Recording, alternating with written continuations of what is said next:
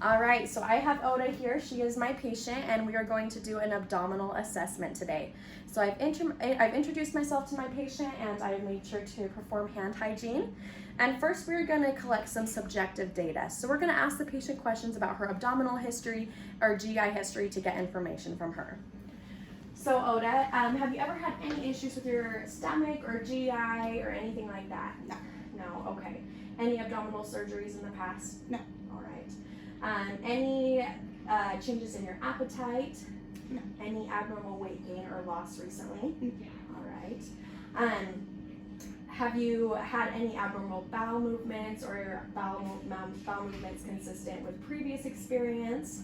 No. They're all normal. Okay. Any black stools or bloody stools? No. All right.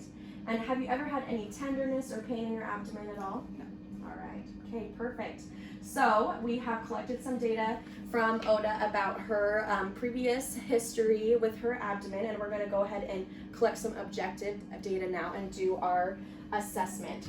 So we are going to do our objective assessment in a specific order. So first, when we assess her abdomen, we're going to inspect, auscultate, palpate, and then percuss. The reason why we're going to do it in this order is because if we're pushing on her belly and then we go to auscultate her bowel sounds, that can warp our results. So she may have more bowel sounds than she actually does because we just pushed on her belly a lot. So we are not going to touch her abdomen first, and then we're going to go ahead at the end and push on her. So I'm just going to have Oda pull up her shirt a little bit so I can assess her abdomen. So first I'm going to assess the contour of her abdomen. So I'm just going to look at it from the side. I'm going to look to see if it's flat, if it's round, if there's if it's scaphoid, which means that it's kind of sunken in below her ribs, or if it's protuberant, which means that she's kind of got an arch in her back and it's kind of lifted up her stomach. And I'm looking and I can see that her stomach is flat. Then I'm going to come over here to the foot of the bed and look at the symmetry of her stomach. Look to see if one side is larger than the other or is higher than the other, and it looks normal and looks symmetric on both sides. Then I'm going to come over here and look at her umbilicus. It looks like her umbilicus is inverted. There's no inflammation, no discoloration, no drainage. It looks normal. Then I'm just going to do a quick skin assessment of her abdomen, look for any moles, any surgical scars, anything like that that would be abnormal on her skin. And her skin looks normal. All right? Okay, so we've done an inspection of her abdomen. We're going to go ahead and auscultate using our stethoscope. We're going to listen to all four bowel quadrants, okay? We should be hearing 5 to 30 sounds in 1 minute. We're going to listen to see if they're normal, so in between the 5 to 30 sounds range, hypoactive, less than 5, hyperactive, more than 30, or absent. All right, so we're going to go ahead and listen. Start with her left upper quadrant. And once you hear those vowel sounds, you can go ahead and move to the next.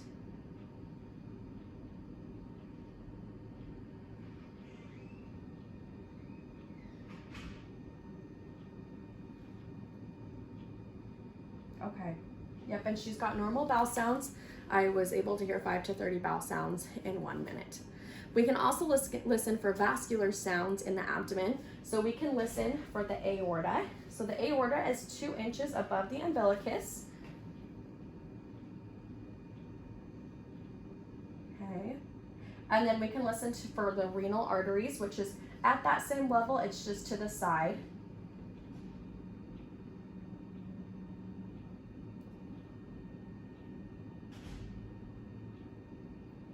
And then the iliac arteries are 1 inch below the umbilicus and to the side.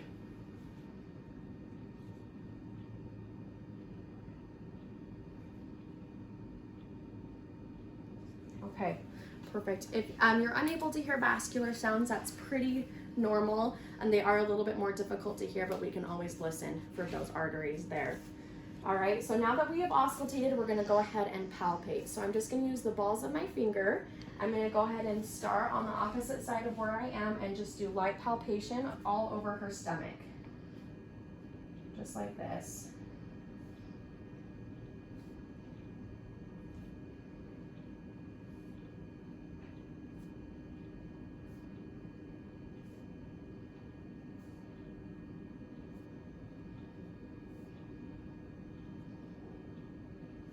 Okay, I've done a light palpation. Now I'm gonna go a little bit deeper, 5 to 8 centimeters into her stomach, and do it all over. Just use a rotating motion. And I'm looking for any lumps or any masses. If there's any tenderness, I'm gonna watch for her facial expression, see if there's an area that I touched that was tender. I'm going a little bit deeper here. Okay. We're able to feel the the liver in the right upper quadrant. We'll just feel a firm mass right there. The spleen in the left upper quadrant, we should not be able to feel. If you can feel a patient's spleen, there's something wrong, it's enlarged. We can only feel the spleen if it's 3 times larger than normal. So if you're able to palpate that, there's an issue that we need to look into a little bit further.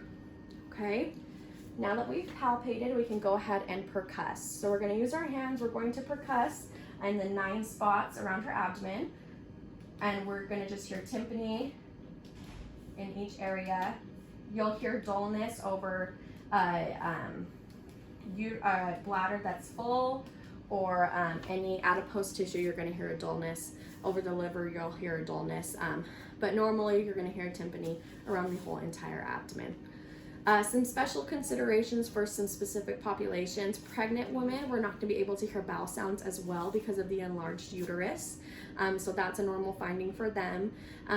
They also may complain of nausea and vomiting or morning sickness, especially in the first trimester. That's very, very normal. They also may complain of constipation or heartburn. That's a normal finding with pregnant women as well. With the pediatric population, newborns are going to have the umbilical cord that's still attached to them. It's going to have 2 arteries and 1 vein, and that's a normal finding. We just want to look and make sure that it's not draining too much, or look at the color and consistency of the drainage. And then for the elderly population, normal findings are they're going to have more fat accumulation over their stomach, which is normal. They may complain of decreased salivation or a decreased sense of taste, which is normal for them as well.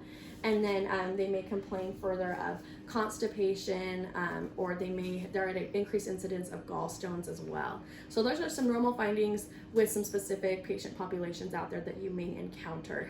Other than that, she's got a normal abdominal assessment, so I'm gonna make sure I document my findings.